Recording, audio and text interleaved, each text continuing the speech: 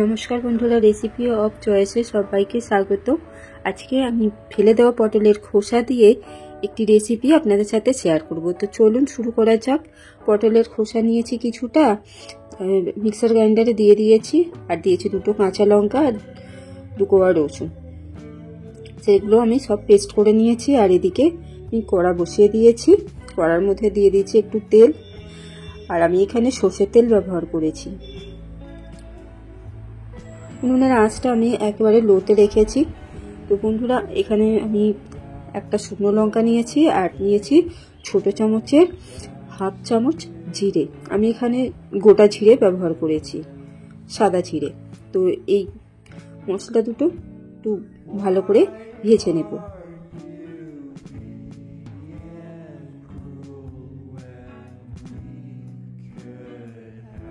মশলাটা ভাজা হয়ে গেছে, বেশ একটা সুন্দর গন্ধ চলে এসেছে। এবার আমি এর মধ্যে দিয়ে দিচ্ছি 4 কোয়া রসুন। রসুনটা আমি থেতো করে নিয়েছি। আর বন্ধুরা, এখানে কিন্তু ঝালের পরিমাণটা নিজেদের পছন্দ অনুযায়ী দিতে হবে। রসুনটা দিয়েও ভালো করে ভেজে নেব।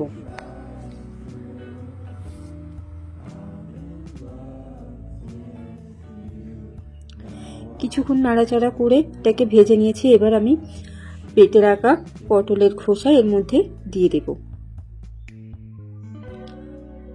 আঁচটা কিন্তু একেবারে কমে রাখতে হবে। কম আঁচে সবকিছু ভালো করে নাড়াচাড়া করে মিশিয়ে নেব।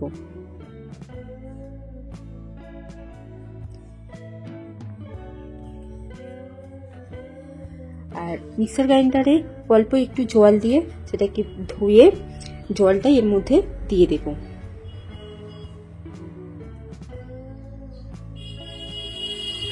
অল্প একটু ঝোলের মধ্যে দিয়ে দিলাম, দিয়েও এটাকে ভালো করে মিশিয়ে নেব। এবার এর মধ্যে দিয়ে দেব স্বাদ মতো লবণ।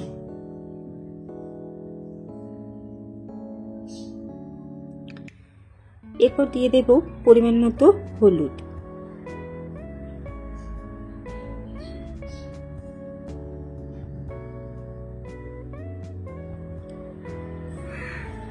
এবার খুব ভালো করে এটাকে মিশিয়ে নেব।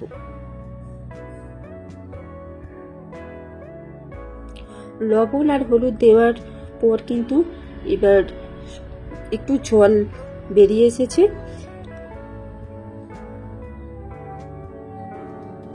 আমি এবার এটা 5 মিনিট ঢাকা দিয়ে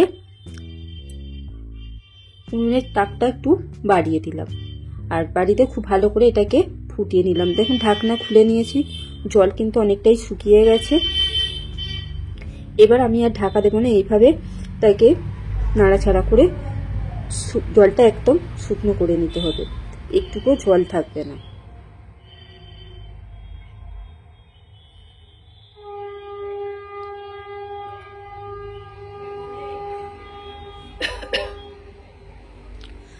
আঁচটা মিডিয়ামে রাখলাম, রেখে আবারও আমি এটাকে নাড়াচাড়া করতে থাকলাম। অনবরত এটাকে নাড়তে হবে, নয়তো নিচে ধরে যাবে।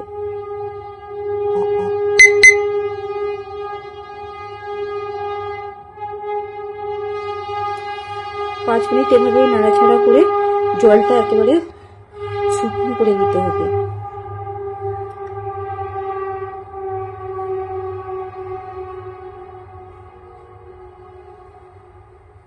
তো আমার এখানে এটা একেবারে নাড়াচাড়া করে শুকনো করে নেওয়া হয়ে গেছে। এবার আমি এটা পরিবেশন করব। তো বন্ধুরা, কেমন লাগলো পটলের খোসার রেসিপি? তাহলে তৈরি করে খেয়ে আমাকে জানান।